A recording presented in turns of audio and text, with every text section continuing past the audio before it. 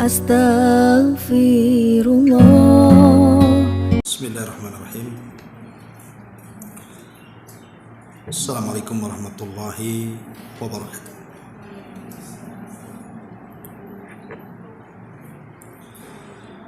Alhamdulillah wassalatu wassalamu ala rasulillah wa ala alihi wa sahbihi wa mawalah wa la hawla wa la quwwata illa billahi wa ba'd. Alhamdulillah, segala puja dan puji hanya milik Allah subhanahu wa ta'ala. Salawat dan juga salam kita hadiahkan kepada Rasul kita Nabi besar Muhammad sallallahu alaihi wa ala alihi wasallam. Kita lanjutkan kembali kajian kita, masih membahas Siratul Mustafa, manusia terbaik dunia, Rasul kita Nabi besar Muhammad sallallahu alaihi wasallam. Dan kita masuk pada hijrah kedua ke negeri Habasyah. Sebelum kita menjelaskan bagaimana hijrah kedua, sedikit kita akan jelaskan tentang seputar Habasyah dulu, dan rajanya namanya An-Najasyi. Kita tahu bahwa hari ini orang-orang Ethiopia khususnya mereka berbangga, khususnya kaum muslimin yang ada di sana, karena pernah ada dalam sejarah bahwa raja mereka masuk ke dalam Islam di zaman Nabi. Walaupun raja mereka yang dikenal namanya Ashamah ibn Abjur atau Ashamah ibnu Abhur, bisa dibaca Abjur, bisa Abhur, ayahanda daripada Ashamah yang dikenal dengan sebutan Najasyi, bukan seorang sahabat, walaupun hidup di zaman Nabi Shallallahu Alaihi Wasallam, karena syarat dikatakan sahabat itu harus berjumpa bertatap muka dengan Nabi Sallallahu Alaihi Wasallam, masuk Islam dan mati di atas keislaman. Tetapi Ashamah ini dia tidak berjumpa dengan Nabi Sallallahu Alaihi Wasallam, hanya terjadi murasalah, surat menyurat saja.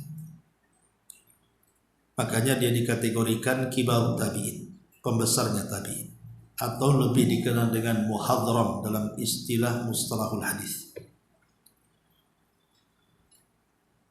Lah, negeri Habasyah ini banyak kisah dan cerita yang berkaitan dengan keyakinan kita kaum muslim. Bahkan Habasyah ini juga tersirat di dalam Al-Quran.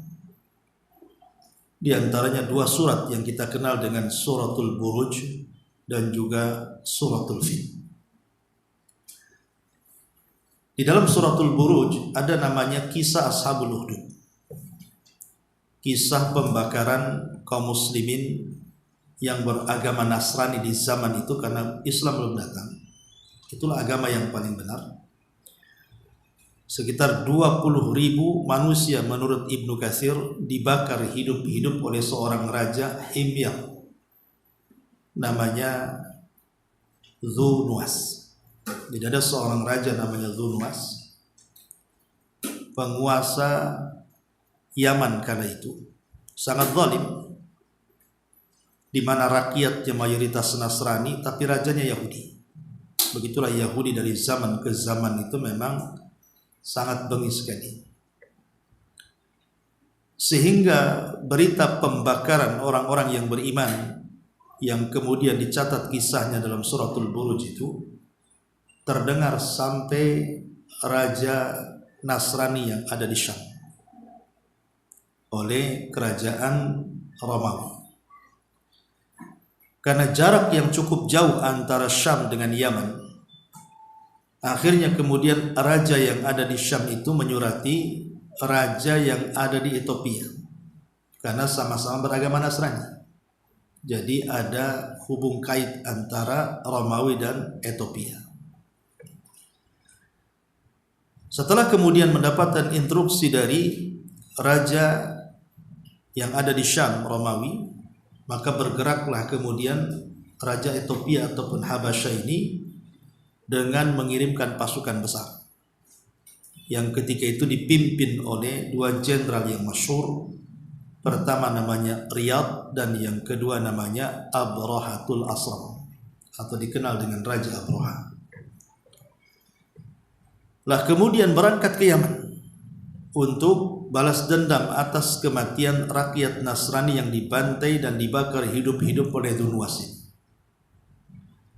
Akhirnya kemudian berhasil ditumpas, bahkan Dzunwas pun mati di tangan pasukan ini.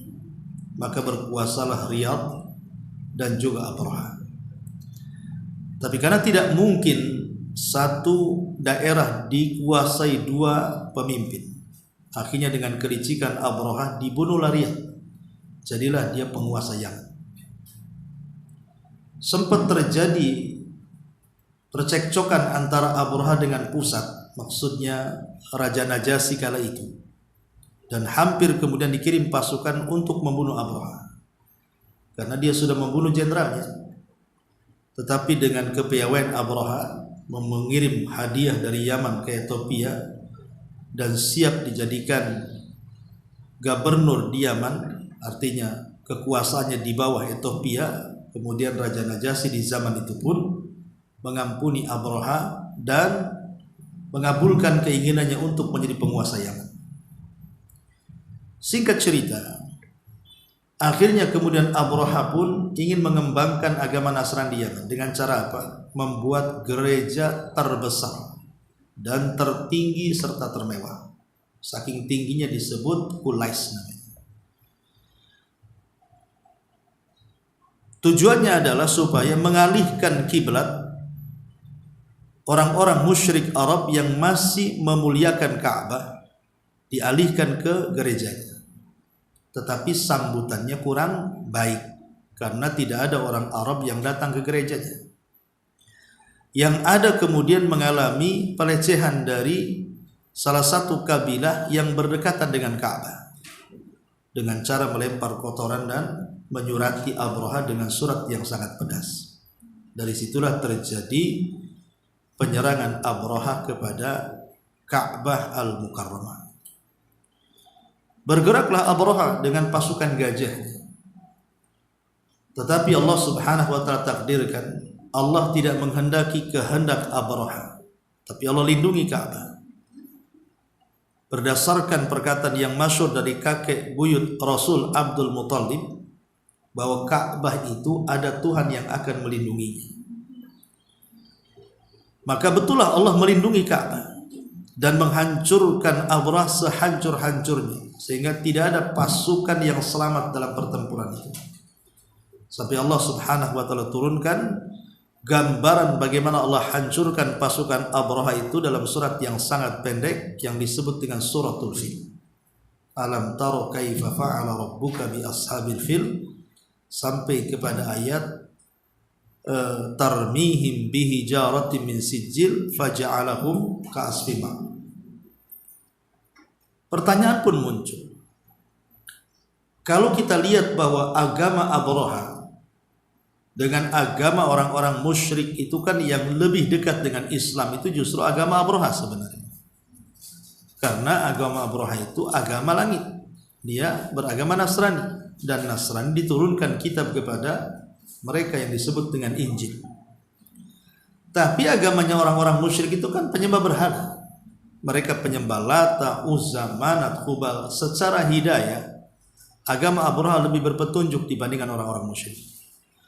Pertanyaannya, kenapa Allah Subhanahu wa taala tidak mengizinkan Abraha untuk menghancurkan Ka'bah? Padahal agamanya lebih dekat kepada kita dibandingkan orang-orang musyrik. Jawabannya karena 50 hari setelah penghancuran yang gagal itu lahir seorang nabi. Itulah Nabi kita Muhammad sallallahu alaihi wasallam, lahir 1,5 bulan setelah peristiwa Abraha.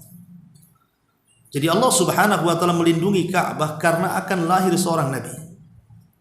Nabi yang akan menjadi penutup para nabi dan rasul. Dialah Rasul kita Muhammad sallallahu alaihi wasallam, makanya Allah tidak izinkan Abraha itu untuk menghancurkan Ka'bah. Padahal sekali lagi Abraha itu lebih berpetunjuk dibanding orang-orang musyrikan. Tapi karena dia hendak menghancurkan rumah Allah, dan setelah penghancuran gagal itu 50 hari lahir Nabi kita, makanya Allah gagalkan penyerangan itu dengan dikirim burung ababil. Ini kisah yang pertama, di mana negeri Ethiopia atau Habasyah ini ada hubung kait dengan keyakinan kita kaum muslimin yang dicantumkan dalam Quran suratul Buruj dan suratul Fil. Yang kedua, berkenaan dengan Habasyah. Muncul di akhir zaman, kita tahu bahwa di akhir zaman itu akan muncul 5 manusia. Pertama, Al-Mahdi Al-Muntadhar, Imam Mahdi yang dikenal dengan Muhammad ibn Abdullah, keturunan Nabi SAW yang ditunggu-tunggu kaum muslimin kemunculannya, dan belum muncul dan akan muncul dan pasti muncul di akhir zaman. Kita beriman saja.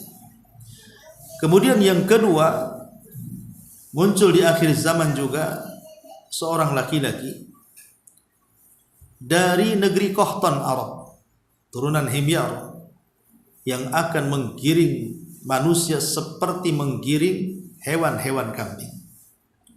Ada yang mengatakan menggiring hewan kambing karena keadilannya, ada yang mengatakan karena kezalimannya, wallahu a'lam.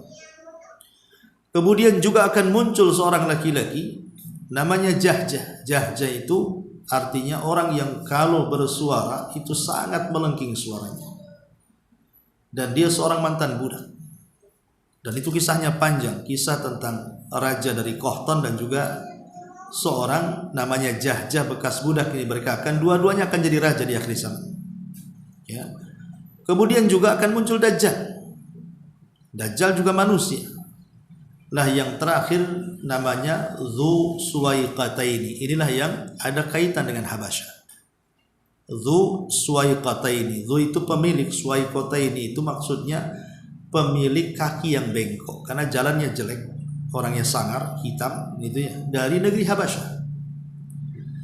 Dia datang nanti di akhir zaman dengan pasukan besar dari Ethiopia dengan membawa palu dan gada. Kemudian menyerang Mekah dan berhasil mengalahkan Mekah. Kemudian setelah dikuasainya Mekah itu, maka Dzu Suwaiqataini ini menghancurkan Ka'bah sekeping demi sekeping, merobek kiswahnya, meratakan Ka'bah sampai rata dengan tanah. Kemudian mengambil pembendaharaan yang ada dalam Ka'bah itu. Semua harta yang terkandung di bawah Ka'bah itu diambil semua oleh dia. Tapi kemudian datang pasukan dari Yaman yang merupakan raja terakhir dari Himyar, dari suku Qahtan, yang kemudian membunuh Dzu Suwaiqataini dan menghancurkan pasukannya. Ulama berselisih pendapat, kapan peristiwa ini terjadi? Ada yang mengatakan bahwa peristiwa ini terjadi setelah meninggalnya Isa bin Maryam. Karena Isa akan turun di akhir zaman, kemudian akan memimpin kaum muslimin bersama Al-Mahdi. Kemudian Al-Mahdi meninggal, maka Isa meneruskan kekuasaannya sampai Allah wafatkan, dan sempat haji dan umrah untuk terakhir kali. Setelah itu tidak ada haji dan umrah. Lah setelah Isa meninggal inilah manusia mulai rusak. Sebagian mereka menjadi kafir, sebagian mereka murtad, sebagian mereka munafik. Lah akhirnya ketika manusia semakin rusak, datanglah pasukan yang kemudian dikenal dengan pasukan Dzu Suwaiqataini. Disinilah terjadi penghancuran Ka'bah dan pengambilan pembendaharaan dalam Ka'bah. Ada juga yang mengatakan peristiwanya setelah diazabnya Ya'juj wa Ma'juj. Ada dua kabilah besar yang disebut dengan Ya'juj dan Ma'juj itu. Kemudian Allah azab dengan dikirim nagab, ulat-ulat yang membunuh mereka semua. Kemudian baru terjadi penghancuran Ka'bah. Ada juga yang mengatakan setelah munculnya dabatul ardi, binatang yang melata yang keluar dari perut bumi dan bisa bicara. Setelah itulah terjadilah penyerangan oleh Dzu Suwaiqataini. kemudian terjadi penghancuran Ka'bah. Lah dari sini kita tahu bahwa dua kisah ini terkait dengan Habasyah, baik Abraha yang menghancurkan Ka'bah tapi kemudian digagalkan oleh Allah karena 50 hari setelahnya akan lahir seorang nabi, ataupun Dzu Suwaiqataini juga terjadi dari arah Habasyah juga dan berhasil. Jadi kalau Abraha gagal, kalau Dzu Suwaiqataini berhasil menghancurkan Ka'bah, dan dua-duanya dari Habasyah Ethiopia. Jadi kalau kita lihat sejarah Habasyah ini memang ada hubung kait dengan keyakinan kita dalam Islam ini. Ma'asyiral muslimat yang dimuliakan Allah Azza wa Jalla. Tapi yang kita bahas dalam sirah Nabi ini, Habasyah yang ketika itu dipimpin oleh seorang raja adil, sebagaimana yang keluar dari lisan Nabi SAW, Malikun adil, la yudlam minhum ahada. Seorang raja yang adil, yang tidak ada satupun rakyatnya dizalimi. Itulah raja yang namanya dikenal dengan Ashamah ibn Afjur atau Ashamah ibnu Abhur. Tentu raja yang berbeda dengan raja di zaman Abraha, kan itu ya. Ini raja yang adil. Bagaimana kisahnya? Sebagian referensi sejarah mengatakan bahwa Afjur ataupun Abhur, ayahanda daripada Ashamah raja Ethiopia yang adil itu, ada seorang raja juga. Dia tidak punya anak kecuali satu. Ya, anaknya itu namanya Ashamah yang kelak menjadi raja Najasyi yang sangat adil itu. Lah dalam kehidupan bahwa Abhur ini sudah tua dan tidak memiliki anak kecuali satu yang masih kecil, masih bayi. Sementara dia punya saudara, itu anaknya sekitar 12 orang. Jadi ada orang-orang yang kemudian mereka dalam berpolitik sangat jahat sekali dalam lingkaran kekuasaan. Di zaman itu kan seperti itu. Hasut menghasut itu ada. Jadi ada sekelompok orang datang kepada saudara daripada Abhur yang kelak akan menjadi paman daripada Ashamah kan itu, yang punya anak 12 itu. Mereka mulai mengompori dan mengatakan, seandainya Abhur ini meninggal, seandainya Abhur atau Afjur ini meninggal, sementara dia tidak punya anak kecuali satu Ashamah dan itu pun masih bayi, bagaimana pula dengan nasib Ethiopia, nasib Habasyah? Kemudian kata saudara daripada Abhur, lalu apa yang kalian kehendaki? Maka mereka mengatakan, bunuh saja si Afjur itu, supaya engkau yang berkuasa, sehingga garis keturunan raja itu akan banyak, karena anaknya 12 masalahnya. Jadi penerusnya itu banyak sekali. Akhirnya kemudian terpengaruhlah kemudian saudara Afjur ini. Betul-betul dibunuhlah Afjur ini. Setelah dibunuh Afjur ini, akhirnya dialah yang berkuasa. Lah Ashamah yang masih bayi ini akhirnya dirawat menjadi anak angkatnya. Bapaknya dibunuh, anaknya dirawat. Kemudian orang-orang yang jahat yang ada di sekitarnya itu si anak Ashamah ini tumbuh besar, kemudian jadi dewasa, kemudian dia tahu ceritanya bahwa kami yang membunuh bapaknya. Apa dia tidak balas dendam? Dia akan membunuh kami nanti. Akhirnya kata raja baru, lalu apa kehendak kalian? Kata mereka, bunuh saja si Ashamah ini, supaya tidak ada jejak pembunuhan ayahnya. Tapi pamannya tak mau ketika itu. Raja baru mengatakan, celaka kalian. Kalian sudah bunuh bapaknya, kau bunuh pula anaknya. Tidak, saya tidak akan membunuh dia. Apalagi dia masih bayi. Ya, maksudnya masih anak-anak, masih 2-3 tahun gitu. Akhirnya kemudian mereka pun mengatakan, ya kalau kalian atau sang raja tidak mau membunuh, buang saja dia, supaya tidak ada jejak-jejak di anak raja. Akhirnya yang kedua inilah yang dipilih oleh sang raja. Dibuanglah ini si Ashamah ini, kemudian dititipkan kepada seorang pendeta. Akhirnya diajarilah tentang agama Nasrani tadi. Masalahnya baik saja, karena dia sudah ada ancaman penyerangan dari negeri lain, akan menyerang Ethiopia. Ditambah-tambah ada musibah. Satu malam pernah gelap gulita, kemudian merobohkan satu tiang istana, ya ketika roboh itulah tiang mengenai raja, kemudian meninggal raja barunya.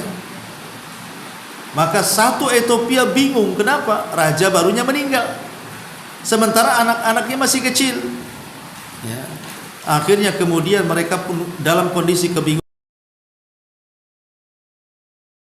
Kemudian mereka yang membunuh bapak daripada Ashama berkumpul kembali dan mengatakan, bagaimana kalau kita jemput lagi Ashama menjadi raja. Akhirnya dijemput karena dia punya kecerdasan yang berbeda dengan anak-anak pamannya. Lah sejak itulah kemudian Ashama ini dilantik menjadi penguasa Ethiopia, Ashama ibn Afjur. Setelah dilantik menjadi kepada seorang pendeta, sehingga kecerdasan agamanya ada.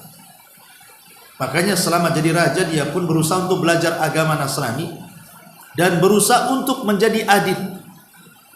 Makanya dengan kekuasaan Ashama ibn Afjur ini, belum pernah Ethiopia mendapatkan kerajaan yang sangat makmur dan mampu mengalahkan yang merongrong musuh-musuh dari luar, kecuali di zaman Ashama ini. Akhirnya kemudian Ethiopia menjadi negaranya berkembang, kemudian maju disebabkan karena keadilan Ashama ibn Afjur ini. Makanya ada sebuah kaidah, negeri manapun, apakah negeri itu mukmin atau negeri itu kafir, kalau penguasanya adil pasti diberkahi. Walaupun negeri kafir, apalagi negeri Islam, kalau punya penguasa walaupun kafir sekalipun tapi dalam kekuasaannya adil, maka negeri itu diberkahi Allah. Seperti Habasyah di zaman itu, Ethiopia dipimpin oleh Ashama ibn Afjur. Negerinya aman, negerinya damai, negerinya maju dari segi ekonomi. Lah, keadilan Najasyi saat berkuasa ini menyebar ke seantero dunia. Sallallahu alaihi wa ala alihi wasallam. Makanya ketika hijrah pertama yang sudah saya ceritakan minggu yang lalu, kenapa Nabi memilih negeri Habasyah untuk dijadikan tujuan hijrah itu? Salah satunya adalah karena keadilan rajanya. Ashama ibn Afjur ini karena adil, makanya Nabi SAW melihat kondisi para sahabat yang sudah tertekan di Mekah, jangan pula tertekan di negeri orang. Makanya kemudian dalam gelombang yang pertama yang dipimpin oleh Utsman ibn Affan dengan belasan orang yang hijrah ke Habasyah, betul-betul sahabat-sahabat ini mengalami keindahan hidup di Ethiopia. Mereka bisa ibadah dengan tenang, mereka bisa berbisnis dengan tenang, mereka bisa hidup layaknya manusia tidak tertekan, dan itulah yang membuat kecemburuan musuh-musuhnya di Mekah sana. Sehingga mengutus 2 orang namanya Amr ibn As, ataupun mengutus 4 orang yang kemudian disuruh menjemput sahabat-sahabat yang sudah hijrah itu. Ada yang mengatakan dari antara 4 orang itu adalah Amr ibn As, kemudian Muawiyah ibn Abi Sufyan, kemudian Ziyad ibn Abi, kemudian Al-Mughirah ibn Syu'bah. Itulah 4 orang yang dikirim oleh pembesar Quraisy agar mengambil kembali sahabat-sahabat ini dipulangkan ke Mekah. Bagaimana kisahnya? Ya. Ma'asyiral muslimat yang dimuliakan Allah Subhanahu wa taala. Lah dalam hijrah kedua ini, di sini disebutkan oleh pengarang, setelah peristiwa tersebut, maksudnya peristiwa sujudnya orang-orang musyrik ketika turun surah An-Najm, disangkanya mereka sujud itu masuk Islam, rupanya tidak. Dan sudah saya ceritakan minggu kemarin, justru kemudian sahabat yang pulang kembali ke Mekah itu mendapatkan tekanan hebat kembali, orang yang dapat perlindungan. Makanya setelah peristiwa tersebut, kaum Quraisy meningkatkan frekuensi penindasan dan penyiksaan terhadap mereka para sahabat dan terhadap kaum muslimin secara umum, suku mereka.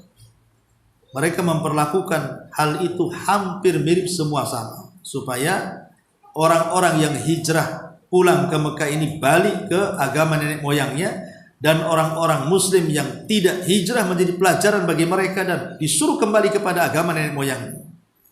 Meski demikian, kaum Quraisy ini sulit menerima berita mereka bahwa An-Najasyi adalah seorang raja yang memperlakukan tamunya dengan baik.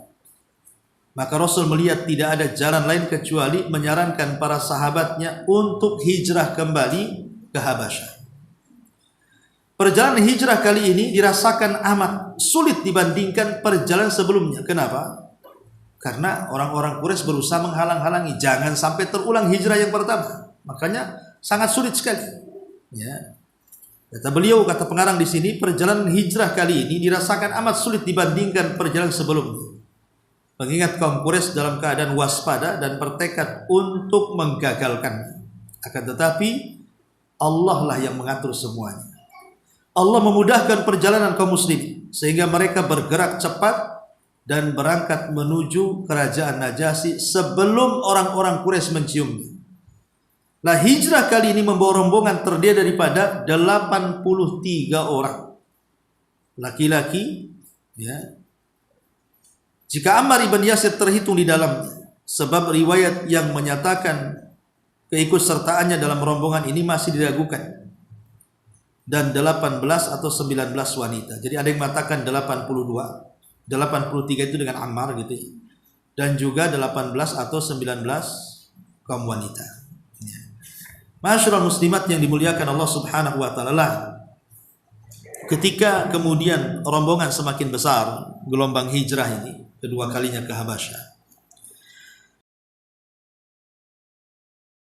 Putus oleh orang-orang Quraisy ini untuk melobi Raja Najasyi agar memulangkan orang-orang yang sudah sampai di Ethiopia itu. Nah, ketika itu pemimpin dan kita tahu bahwa Amr ibn As ini itu kan kedudukannya sangat tinggi di tengah-tengah Quraisy, Bu, ya, karena Amr bin As ini kan seorang pemimpin juga, sama dengan Khalid bin Walid atau yang lainnya gitu. Apalagi Amr bin As ini kan orang kaya dan peniaga sukses, dikenal oleh raja-raja, termasuk Najasyi kenal Amr bin As, seorang pengusaha besar, pedagang hebat gitu ya. Sehingga dengan keyakinan Amr bin As ini, dan Amr bin As itu kan masuk Islam belakangan ya, setelah 20 tahun baru dia masuk Islam dengan Khalid bin Walid. Jadi Amr ibn As ini berusaha untuk menyogok ceritanya. Dia membawa harta yang banyak dari Quraisy, kemudian menyogok para menteri yang ada di Ethiopia, termasuk juga berikan hadiah kepada raja untuk memulangkan yang 80 orang lebih ini balik ke Mekah dengan menghasut para menteri dan pembesar-pembesar sana. Bahkan mengatakan bahwa mereka orang-orang sesat gitu ya. Tolong balikan mereka ke Mekah. Tapi sekali lagi Najasyi ini kan bukan raja biasa. Dia raja cerdas. Dan dia tahu memposisikan dirinya karena dia seorang juga ulama juga, ahli kitab dia. Sehingga tidak mudah terpengaruh dengan mengatakan mereka orang sesat. Itu sesat apanya? Kenapa kemudian mereka disesatkan harus pulang ke negeri halal? Ya, karena kecerdasan Najasyi ini kemudian melakukan dialog dengan utusan orang-orang Quraisy plus juga dengan para sahabat yang sudah ada, kemudian dipertemukan di hadapan raja. Betul nggak tuduhan itu? Maka akhirnya kemudian dikumpulkannya antara sahabat Rasul dengan pasukan ataupun utusan daripada Quraisy yang dipimpin Amr ibn As ketika itu. Lah, yang luar biasanya adalah dialog itu dicantumkan dalam hadis Nabi SAW. Ketika kemudian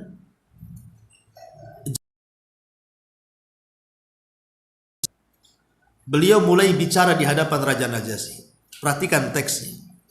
Ayyuhal malik, kunna qauman ahla jahiliyatin na'budul asnam wa na'kulal mayyitata wa na'til fawahisha wa naqta'ul arhama wa nusi al jiwar ya'kulul qawiyyu minna dhaif.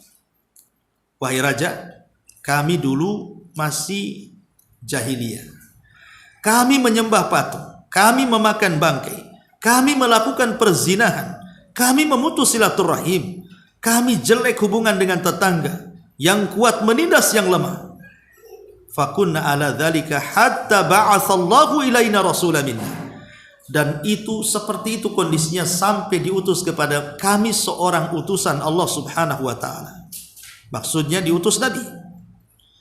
Na'rifu nasabahu, kami kenal siapa nasabnya. Wa sidqahu, bagaimana kejujurannya. Wa amanatahu, bagaimana amanahnya. Wa afafahu, bagaimana menjaga kehormatannya. Fada'ana ilallah linuwahidahu wa na'budahu. Nabi itu pun mengajak kami untuk mentauhidkan Allah dan beribadah kepada Allah. Wa nakhla ma kunna na'budu nahnu wa abauna. Dan memberi kami arahan agar kami melepaskan apa yang kami sembah dan bapak-bapak kami sembah min dari penyembahan kepada bebatuan dan patung-patung. Wa amarana bisidqil hadis. Nabi kami amanah, disuruh untuk melaksanakan amanah. Wasilatir rahim, kemudian disuruhnya kami untuk bersilaturahim. Wa husnil jiwar, untuk berbuat baik kepada tetangga. Wa kaf anil maharim, kami disuruh untuk tidak melakukan yang diharamkan. Wa dima, dan juga mencegah untuk terjadi pertumpahan darah. Wa nahana anil fawahish wa qauli zur. Nabi itu juga melarang kami untuk berzina, mengucapkan kalimat-kalimat dusta. Wa akli malil yatim, memakan harta anak yatim. Wa qadfil muhsanati, dan menuduh wanita baik-baik berzina. Wa amarana an na'budallaha wahdah wa la nusyrika bihi syai'an. Dan Nabi itu juga memerintahkan kami menyembah Allah semata, tidak menyekutukan Allah sedikit pun. Wa amarana bis salat, bahkan memerintahkan kami untuk salat. Wa zakati, dan zakat, wasiyami, dan puasa. Kemudian disebutkan semua kebaikan-kebaikan dan dakwah Nabi kepada para sahabat Nabi oleh Ja'far ibn Abi Thalib. Tentu ini kan sangat lengkap bagaimana ajaran Nabi Shallallahu Alaihi Wasallam oleh Ja'far, kan diceritakan kepada Raja Najasyi. Sampai akhirnya Najasyi pun melihat bahwa dari mana sesatnya orang ini kepada utusan Quraisy ini. Semua ajaran yang dibawa Nabi itu semua baik katanya. Tetapi kemudian mulailah orang-orang musyrik ini, Amr bin As ini, memberikan syubhat kepada raja dan mengatakan, wahai raja, lah bukankah kalau seorang nabi itu harus ada mukjizat, minimalnya bisa terbang, bisa berjalan, punya keanehan, punya kesaktian. Nah, sekarang mana dia? Terbang pun tak bisa, berjalan di air pun tak bisa, kesaktiannya tak ada. Macam mana dia dianggap seorang nabi katanya. Akhirnya kemudian Najasyi melirik kepada Ja'far. Lalu apa mukjizat Nabi kalian itu? Kemudian Ja'far mengatakan mukjizatnya adalah Al-Quran. Kemudian kata Amr bin As, tetapi wahai Najasyi, wahai raja yang mulia, keyakinan mereka terhadap Isa dan juga Maryam itu berbeda dengan keyakinan kalian. Mereka mengatakan bahwa Isa itu adalah anak Maryam, dan Maryam itu bukan Tuhan, dia putri daripada Imran. Sementara kalian menganggap Isa dan Maryam itu Tuhan. Ya. Kemudian akhirnya Raja Najasyi pun terus mengorek dari Ja'far. Bisa enggak kalian membacakan apakah dalam mukjizat kalian Quran ada cerita tentang Nabi kami Isa dan ibunda kami Maryam? Dari sinilah kemudian Ja'far Ibn Abi Thalib membacakan surat Maryam, Kaha ya ain sad dzikru rahmati, sampai sekitar beberapa ayat dalam surah Maryam menceritakan tentang siapa Isa dan siapa Maryam. Kata Ja'far, walaupun Najasyi itu belum diterjemahkan tuh Quran yang dibacakan, belum paham pun isinya, tetapi kata dia, aku melihat Najasyi mengeluarkan air mata sehingga membasahi janggutnya. Lihat bagaimana pengaruh Al-Quran terhadap orang kafir. Walaupun tak paham, tapi Quran itu mukjizat, bisa mempengaruhi siapa saja. Walaupun tidak paham isinya, tapi kalau orang-orang diberikan hidayah pasti terpengaruh dengan Quran. Jangankan lagi manusia, Allah katakan seandainya Quran ini diberikan kepada langit, bumi dan gunung-gunung, gunung-gunung itu akan hancur karena ketakutan dengan Quran kan. Dari sini menunjukkan kehebatan Quran. Maka Najasyi pun kemudian kata Ja'far, aku melihat dia menangis. Lah dari sinilah akhirnya Kemudian Najasyi mengatakan, sungguh apa yang datang kepada Nabi kalian, maksudnya Rasul kita, dan kepada Isa itu fi miskatin wahid, dalam satu garis. Itu sama, apa yang diajarkan dia sama dengan apa yang diajarkan Isa, Nabi kami gitu. Nah, sejak itulah maka tidak berhasil nih apa yang dilakukan oleh Amr bin As untuk membawa kembali para sahabat ke kota Makkah. Kenapa? Karena Najasyi marah dan kemudian mengusir Amr bin As dan juga 3 orang yang lainnya untuk pulang ke Mekah dan membiarkan Ja'far dan 80 orang pengikutnya lebih untuk tinggal di Ethiopia. Dari sinilah kemudian mereka merasa tenang. Kenapa? Karena merasa mendapatkan keadilan sang raja An-Najasyi rahimahullahu ta'ala. Lah belakangan kita tahu bahwa Najasyi akibat dibacakan Quran ini, dia beriman akan kenabian Nabi SAW. Karena Najasyi orang cerdas, dia membaca tahu akan muncul seorang Nabi. Rupanya Nabi itu ada di negeri Arab. Makanya kemudian Najasyi pun mengiklankan keislamannya. Tetapi dia berusaha menyembunyikan dari kaumnya. Cukup dia saja yang masuk Islam, tapi dia tidak mendakwahkan, mengajak kaumnya ke dalam keislaman karena takut juga kan tergoyahkan kekuasaannya. Tapi dia masuk Islam. Dan keislaman Najasyi ini akhirnya ketahuan oleh Nabi SAW. Makanya di hari meninggalnya Najasyi, Nabi SAW mensalat gaibkan Najasyi di kota Madinah. Salat gaib, dan itulah salat gaib pertama yang dilakukan Nabi SAW sehingga menjadi polemik tentang hukum salat gaib. Karena Rasul ketika mensalat gaibkan pertama Najasyi itu, memang Najasyi belum disolatkan karena nggak ada orang Islam di Ethiopia kan. Apalagi tidak mungkin sahabat-sahabat menyolatkan. Apa kata dunia? Sementara rakyatnya tidak dimasuki Islam. Tapi Rasul berusaha mensalat gaibkan Najasyi. Dari sini kata Syekh Albani rahimahullahu ta'ala bahwa salat gaib itu disyariatkan bagi yang belum disalatkan. Kalau sudah disalatkan berarti fardu kifayah, gugur bagi yang lainnya. Tetapi jumhur mayoritas para ulama mengatakan salat gaib itu tetap disyariatkan baik sudah disalatkan atau belum disolatkan. Ini masalah khilaf fikih saja ya, masalah syariat salat gaib ini. Intinya bahwa Najasyi adalah raja yang sangat adil, bahkan sempat kemudian Raja Najasyi pernah juga menikahkan Ramlah bintu Abi Sufyan atau dikenal dengan Ummu Habibah, putra daripada Abi Sufyan, yang ketika itu suaminya kan dia hijrah tuh, kafir kala itu hijrah dengan suaminya ke Ethiopia, tapi Allah takdirkan suaminya murtad, suaminya masuk Nasrani. Akhirnya oleh Nabi SAW dipinang dengan mengutus Amr ibn Umayyah Al-Dhamri untuk mewakili Nabi SAW menikah dengan Ummu Habibah, dan biaya pernikahan serta maharnya ditanggung oleh Najasyi. Ya, makanya Ummu Habibah putra Abi Sufyan ketika sudah sah menjadi istri Nabi diwakilkan. Tadi itu boleh, umpamanya ada si Fulanah bintu Fulanah mau menikah dengan si A ngutus saya, tolong ustadz yang nikah dengan dia mewakili si A tadi. Ya, tapi ketika akad jangan pula ke saya, jadinya saya nanti. Maksudnya tetap mewakili si A tadi, saya hanya mewakili saja. Ya. Jadi kalau sudah selesai akad berarti dia kembali ke si A sebagai istrinya.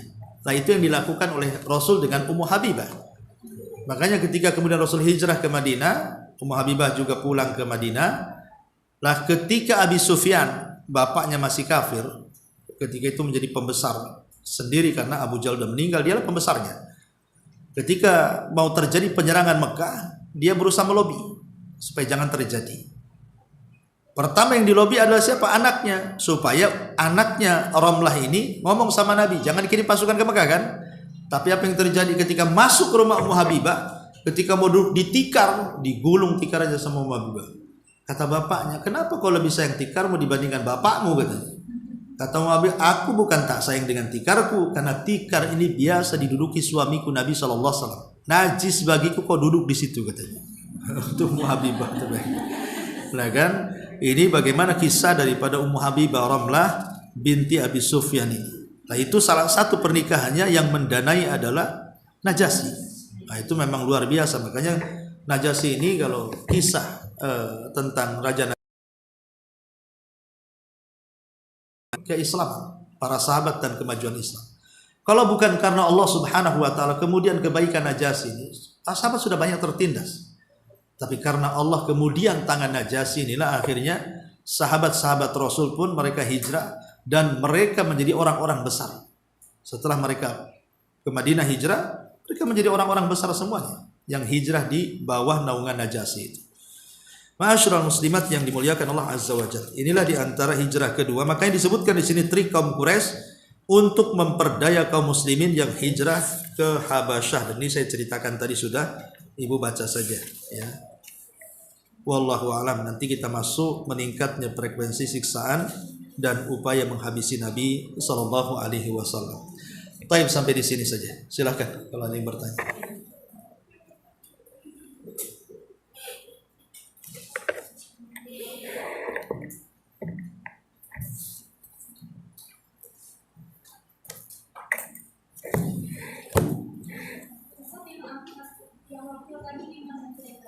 Gimana?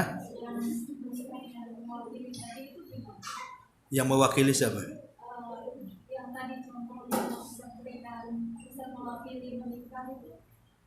Umayyah ibn. Ya nikah taukil maksudnya. Tadi yang taukil menikahi Nabi. Ya maksudnya Rasul mengutus dia untuk ke Ethiopia. Ya, Umayyah al-Dhamri ini. Kemudian nikah, tapi atas nama Nabi. Akadnya itu atas nama Nabi, tapi mewakili. Makanya nikah taukil itu boleh. Namanya ada orang di luar negeri. Namanya saya sedang sekolah di Yaman. Kemudian saya mau menikahi salah satu akhwat di Kota Batam, tapi saya tidak bisa pulang. Jadi saya ngomong, namanya saya punya ustaz siapa di sini? Saya telepon, tolonglah ustaz wakili saya menikah. Gitu ya. Nah, tolong. Nanti di akadnya itu disebutkan. Tapi temannya itu yang berakad dengan bapaknya gitu. Iya, dia yang melakukan akad. Jadi nanti walinya ya dia menyebutkan bahwa saya nikahkan anak putri saya dengan Abu Humairah umpamanya yang diwakili dengan si fulan gitu, dengan mahar sekian, dibayar utang atau dibayar kontan gitu kan. Terserah lah itu mau utang mau kontan kan itu boleh-boleh saja. Harus dibayar kalau utang. Jadi boleh nikah taukil seperti itu. Ya, wallahu a'lam. Atau walinya juga bisa ditaukilkan. Nikah taukil itu boleh walinya ditaukilkan, diwakilkan, atau calon mempelainya diwakilkan. Boleh dua-duanya. Namanya nikah taukil dalam ilmu fikih. Ada. Kalau yang wali diwakilkan biasanya boleh umpamanya saya umpamanya mau menikah dengan akhwat. Akhwat ini umpamanya walinya jauh di Jawa sana. Dia tidak bisa ke Batam. Sudah uzur, sudah sakit kan itu. Dan susah ngomong juga gitu. Mau lewat telekonferensi susah juga, mau pakai Zoom susah umpamanya. Ya sudahlah, akhirnya dia tulis bahwa saya mewakilkan kepada siapa untuk menikahkan anak saya. Nanti ketika saya dapat surat kuasa untuk mewakilkan menikahkan putrinya, ya boleh dengan surat kuasa itu. Jadi saya yang menikahkan nanti, tapi bahasanya pun tetap menggunakan yang saya wakilkan. Saya nikahkan kamu dengan siapa, bapak siapa, dengan anak putra siapa, dan saya sebagai wakilnya. Nah gitu ya akadnya. Nanti ketika proses akad itulah nanti bahasanya itu ya kita tahu bahwa apakah dia mewakili.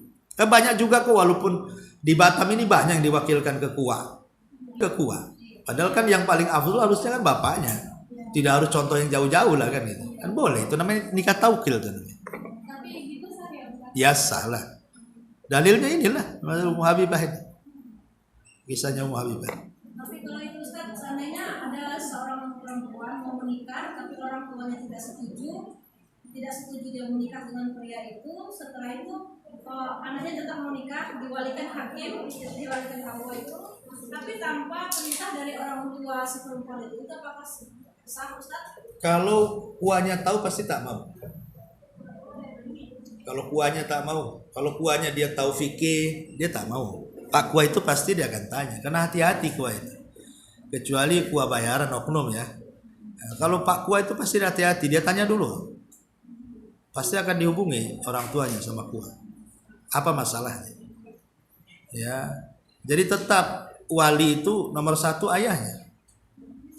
Kecuali ayahnya menolak menikahkan itu karena urusan agama, maka batal kewaliannya.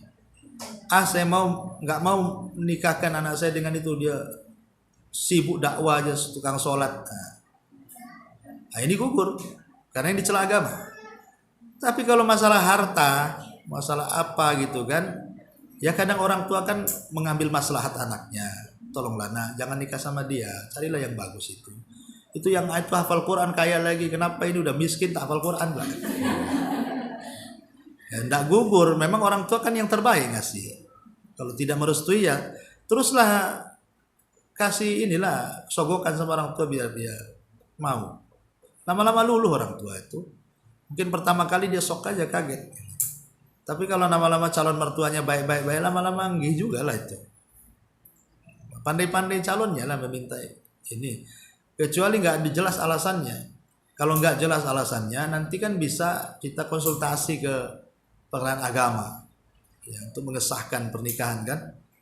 Karena bagaimanapun kembali ke hakim itu. Atau tanya ke kuahnya, gimana nih posisi saya seperti ini.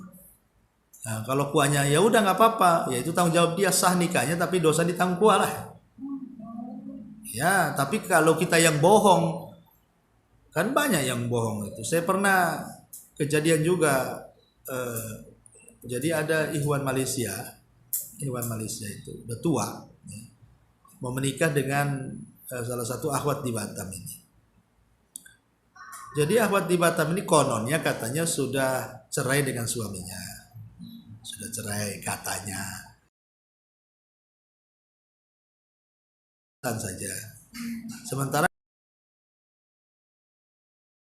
saja kan repot, nanti digugat sama suaminya. Kecuali kalau sudah ke pengadilan kan ada bukti perceraiannya.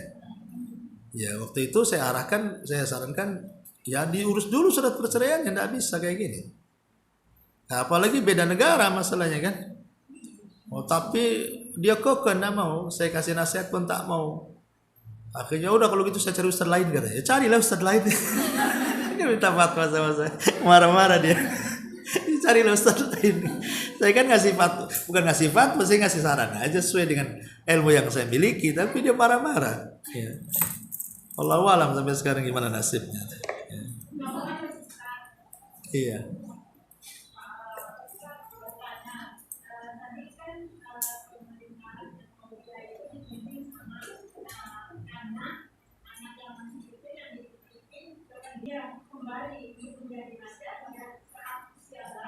Tujuh tahun. Iya. Se-Ethiopia mungkin ya. Kalau sedunia mungkin bayi juga ada yang. Kalau kisah-kisah negeri-negeri lain saya tidak tahu ya. Maksudnya karena kita kan hanya baca sejarah saja. Jadi 7 tahun tuh diambil. Dan 7 tahun itu kan sebenarnya kalau punya nampak kecerdasan anak itu kan di usia 7 tahun ya. Anak-anak itu usia 7 tahun ke bawah itu bisa dia menguasai 5 bahasa loh. Kalau kita ajari. Ya, orang tua itu kan begitu. Anak 7 tahun ke bawah, kalau orang tuanya mau ngajar 5 bahasa bisa. Bahasa Inggris, bahasa Arab, bahasa apa aja. Ya. Itu memang lagi bahasa kitanya lagi nyerap-nyerapnya, lagi niru-nirunya gitu ya. Makanya di usia 1 sampai 7 tahun itulah harus orang tua betul-betul ngarahkan. Itu lagi cerdas-cerdasnya itu sebenarnya. Ya kalau dalam ilmu parenting lah ya. Wallahu a'lam. Iya. Pertanyaan teman yang jadi anaknya itu ada suka sama lawan jenis, cuman belum menikah. Yang anaknya itu perempuan, terus lawan jenisnya ini lagi sekolah lagi di luar negeri gitu.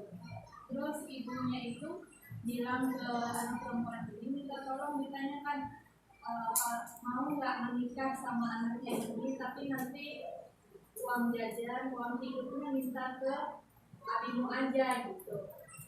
Terus karena satu dan yang lain kan, orang tuanya ini takut menolak karena anak laki-laki ini kan belajar agama gitu. Katanya kalau yang datang laki-laki yang maksudnya nggak bisa ditolak, ada hadis Nabi yang itu yang datang dengan agama dan akhlak ya, ya. jadi datanglah bala istilahnya gitu. Apakah itu bisa pernah kayak gitu Ustaz? Sebenarnya orang tuanya nggak mau karena anak perempuannya juga masih sekolah gitu. Udah besar anaknya? Sudah 21. Udah tua lah, udah bisa nikah lah itu. Ya karena belum selesai kuliah. Kalau perempuan itu kalau ada yang baik datang nikahkan saja, kan bisa saja ngelobi dengan persyaratan dengan calon suaminya. Boleh nikah tapi anaknya boleh masih sekolah, kan boleh, nggak masalah. Itu kan masalah syarat-syarat dunia saja. Ya apalagi usia-usia segitu kalau nggak nikah kan bahaya memang. Ya, apalagi jauh dari orang tua. Karena ada juga kasus, saya nggak nyebut nama lah di Batam ini. Jadi orang tuanya udah ngaji, udah masya Allah lah gitu, luar biasa. Jadi dia terlampau memanjakan anak perempuannya. Sekolah lah di Jakarta, di Bekasi, ya anak perempuannya itu. Ya kononnya di sana kos-kosannya juga banyak kok yang udah ngaji katanya. Jadi disurvei ke sana sama ibu bapaknya, oke lah. Di situ ada kajian juga, terus kos-kosannya juga banyak yang sudah yang ngaji di situ. Padahal anaknya itu sebenarnya udah mau nikah juga tuh. Tapi karena disuruh diselesaikan kuliahnya, kuliahlah. Ya. Rupanya qadarullah, anak ini ya terkena pergaulan bebas gitu. Jadi justru hubungan sama orang yang kerja gojek-gojek gitu, gitu. Sampai hamil. Ya, tapi dia takut mau ngomong sama orang tuanya. Akhirnya kawannya yang suruh ngomong. Wah, kecewa berat orang tuanya. Sampai ke rumah ngadu, gimana Ustaz? Ya gimana Ustaz terjadi? Dan makanya anak gadis itu kalau bisa jangan jauh-jauh dari orang tuanya. Di Batam Bekasi ini jauh. Ya sehebat-hebatnya iman orang pun. Ya gimana kalau syubhat syahwat nyambar-nyambar di sana, itu juga susah juga kan. Ya sudah terjadi qadarullah. Yang jadi masalahnya ketika mereka minta tanggung jawab tuh sama siap menikahi gitu yang orangnya itu, tapi orang tuanya tak mau kan itu kan, alasannya dia orang awam lah ini itulah kan. Ya, saya bilang udahlah nikahkan aja, saya bilang kan mungkin jodohnya, mungkin anaknya udah suka, nanti stres juga karena anaknya stres juga waktu itu, tetap mau nikah sama yang menzinain auzubillah gitu. Tapi orangnya tak mau karena udah dendam duluan kan itu. Apa nggak minta baik-baik gitu kan? Ya sebenarnya salah semua, orang tuanya salah, anaknya semua salah kan itu. Ya istighfar baik-baik, bertobat aja lah. Akhirnya disuruh mondok anaknya ke Padang sana. Ya, saya bilang kok kalau memang dia nggak mau itu mondokkan aja, ambil anaknya, dilahirkan dulu, rawat baik-baik, mudah-mudahan jadi hikmah pelajaran. Kalau nggak mau nikah ya masukkan aja ke agama. Nah itulah makanya banyak terjadi, ini banyak sekali. Kasihan juga jadinya dengarnya kan, miris juga. Wallahu. Satu lagi boleh Ustaz? Iya. Ini kan saya ada anak perempuan Ustaz, udah kuliah, tapi dia itu ada mengenal lawan jenis satu kampus sama dia. Alhamdulillah orang tua si cowok itu pun udah ngaji. Cuman udah saya bilang kalau mau nikah kan nikah. Nanti saya nguliahin anak saya, kamu dikuliahin orang tuamu, gitu loh. Kalau nikah saya tidak melarang nikah, meskipun kalian belum tamat kuliah. Cuman anak saya yang itu nggak mau dia nikah sebelum dia lulus kuliah. Tapi mereka tidak pernah ketemu itu saat ketemunya pas waktu di kampus saja, pulang pergi kuliah kami terjemput. Tapi kan sekalian tidak bisa kontrol isi chat mereka dalam 24 jam. Tapi kalau mereka bertatap muka secara bertemu dua-duaan itu nggak pernah. Karena anak saya pergi dan pulang sekolah itu kami antar jemput. Itu gimana cara menyikapi seperti itu? Caranya datang ke orang tua laki-lakinya. Udah oke. Pernah ngobrol dengan orang tua laki-lakinya? Belum, karena anak saya kan terus dia nggak mau nikah. Lebih baik katanya kalau udah cowok itu nggak usah deketin saya. Tapi mereka itu cowok itu istilahnya bercinta sama dia. Anak saya nggak mau. Kalau saya udah lama kulit, anak saya sudah pernah ditanya orang tua si cowok itu karena waktu lebaran kemarin dikenalkan kepada orang tuanya, udah kalau memang udah siap nikah aja, nanti kalau masalah biaya nikahnya nanti Abi yang tanggung gini-gini. Cuman anak saya Ustadz yang nggak mau. Diruqyah anaknya Bu. Coba anaknya dibujuk, nggak bisa lah itu kalau sudah kayak gitu itu kan secara syar'i pun nggak bisa, harus dinikahkan itu. Kalau enggak sekali jangan hubungan kan gitu. Iya, kalau berhubungan tatap muka mereka memang waktu kalau mereka di kampus saja Ustaz. Cuman kalau mereka pergi berdua itu nggak pernah kami kasih selang. Pergi kuliah kami antar, berangkat kuliah kami antar. Sebelum waktunya pulang kami udah standby di kampus dia. Jadi dia nggak pernah berdua sama laki-laki. Tapi dia anak ibu suka juga dengan cowoknya. Ya nggak tahu Ustaz, dibilang suka dia disuruh nikah dia nggak mau, dibilang nggak suka cuma dia sering. Begini Bu, anak gadis itu nggak bisa ditanya. Kalau dia diem, dia dibilang diam, berarti dia suka tuh. Lain kalau janda, oh cerita dia nggak ditanya pun. Gitu. Kalau anak gadis itu nggak, dia memang diamnya itu dia suka gitu. Kalau ditanya kok diem, itulah dia suka sebenarnya. Kan begitu hadisnya. Dia tuh belum mau nikah Ustaz, cuman saya Alasan tak mau nikah, nggak alasannya pengen selesai kuliah. setelah kuliah, saya kalau untuk tatap muka, untuk berdua itu insya Allah tidak. Cuman saya kan tidak bisa kontrol HP kan Ustaz. Itu dari hati ke hati lah. Itu bukan dari handphone ke handphone tuh. Itu dari hati ke hati dipanggil anaknya, jelasin secara hukum agama tuh. Nggak bisa. Karena bagaimanapun kalau sudah ada hubung kayak gini itu tetap zina juga kan. Walaupun zina itu kan tidak mesti zina besar. Mata, telinga, otak, cara berpikir. Apalagi usia-usia kuliah itu usia-usia pubernya loh. Itu sebenarnya mau tapi malu-malu tuh. Mungkin orang tuanya yang harus mengarahkan itu. Ya, dan yang kedua, ibu harus pastikan keseriusan yang cowoknya itu. Kalau yang laki-laki, saya kan pernah saya tanya gimana. Mau aja. Saya siap Bu. Cuman anak saya tetap siapa yang mau nikah orang bayi mau tamat kuliah dulu. Saya mau keras, saya takut terjadi apa-apa nanti sama anak saya. Saya misalnya kalau memang mau nikah dan paksa nikah, itu yang saya khawatirkan juga. Berarti ibu harus sepakat dulu dengan bapak itu. Jangan kemauan ibu aja.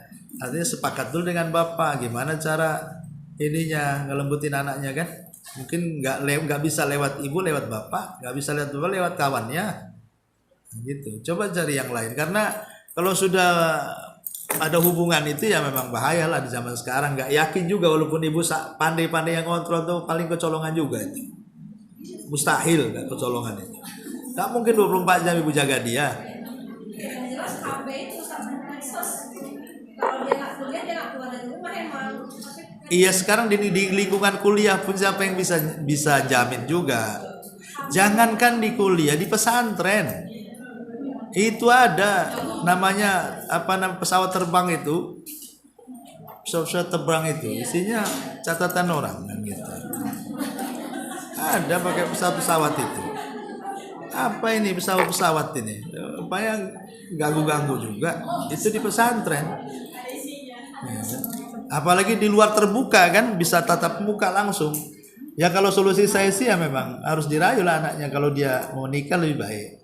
Ya, kalau enggak ya jelaskan jangan ada hubungan lagi sama dia. Karena bagaimanapun yang dosa orang tuanya kan, kalau itu dosa jariah namanya. Udah tahu anaknya kayak gitu dibiarin. Nah, dayus lah bapaknya jadinya kan. Nah, kasih tahu bapaknya jangan dayus, harus tegas ya orang tua ya mestinya dari pihak bapak paling tegas itu kan. Ibu ini yang bujuk anaknya. Ya ngomong sama suaminya sebagaimana caranya. Kalau enggak ya terasi jangan ada hubungan lagi. Memang harus keras Bu. Kalau pendidikan perasaan di zaman sekarang ini nggak akan jadi anak. Memang harus ada kekerasan, bukan kekerasan mukul tidak, maksud ketegasan. Karena banyak sekali orang tua itu yang membiarkan anaknya, ya itu kasusnya banyak kali yang curhat sama saya itu datang ke rumah nangis-nangis. Udah terjadi baru nangis.